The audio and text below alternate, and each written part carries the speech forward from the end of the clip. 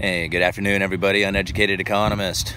Another beautiful day in Astoria. You know, if you didn't know it and you were to watch my channel, you would think that the winters in Astoria are just awesome. But typically, there's like nothing but rain and storms and wind and nastiness all winter long. Like a couple of years ago, it rained 185 days straight. Okay, so it's like this weather has just been killer. It's been cold, but it's been really nice.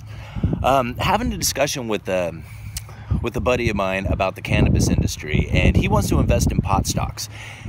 So my take on pot stocks, I think you could probably make a lot of money in pot stocks right away, like right after the initial legalization. So once the state's kind of legalized, there's going to be a big flood into purchasing weed. But this is what happened in Oregon. Okay, the first year that it was legalized was absolutely killer. It was killer for the dispensaries. It was killer for everybody who was in the industry. They all did really well. The problem happened is that there was a flood of growers, right? So all of a sudden, a flood of commercial growers came into the system, right? And they grew 1.26 million pounds of excess marijuana, okay, inside of Oregon. And the reason why they ended up growing with so much excess marijuana is because when it got legalized, all of a sudden every redneck could grow it as well. And they did, okay? So granted that, you know, you do need a little bit of skill in order to grow like really good weed, but it doesn't take a mental genius to like figure out how to put like, you know, a little bit of fertilizers and water and grow, you know, a decent plant, something that they could use, right? So the cannabis industry is not going to be the big like save all to what I think people are expecting it to be. Like, I don't think there's going to be the $1 million to be made. I don't know, maybe there is, maybe right off the initial run, but once everybody starts growing it, it's not that big of a deal, right? I mean, the only thing that made weed expensive before was the fact that it was illegal, okay? But, you know, now that anybody could do it, anybody can grow it, you know, there's 6 dispensaries in Astoria, 6 of them. There's only 1 liquor store, okay?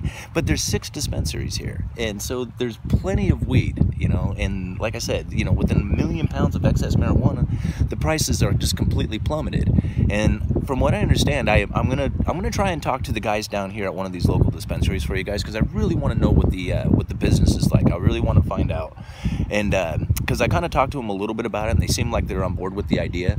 So I'm gonna see if I can't get them to maybe discuss a little bit more into detail about the whole cannabis industry, if you guys like. But anyway, that's my take on the industry. Is that, you know, like I think about this commercial farmer who was growing blueberries, right? And he was like, man, you know, I have to lay my workers off every year. You know, it would be nice if I had like a year-round crop. And so he geared his farm around so that he would not only grow these blueberries, but also grow weed and to supplement the farm. And when this big, you know, surplus of weed came and the prices dropped out, he didn't get his investment back. He invested a lot of money to do this, and he's not getting his investment back out of it. What he was expecting to get is a fraction of what he's actually getting, all right, as far as the price for his weed. It's not the beautiful, sexy business I think people are expecting it to be. It's just weed. Any redneck can do this, okay? All right, I'm gonna give you a shot of the river, and we'll talk to you guys later. Sorry, guys.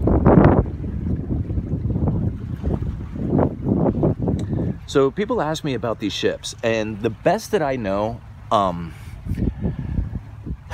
what I understand, they are all coming from like Korea, Japan, China, like they're picking up grain, like, you know, corn, and they're also picking up something like potash. And from what I understand, those are like the kind of the major things that they haul out of here. You know, there's also containers. They also haul out a lot of freight and stuff like that. But yeah, I guess a lot of these guys are hauling grain. And I'm gonna try and find a ship report for you guys so that we can talk a little bit more about that. Oops, sorry guys. Uneducated economist. Talk to you later.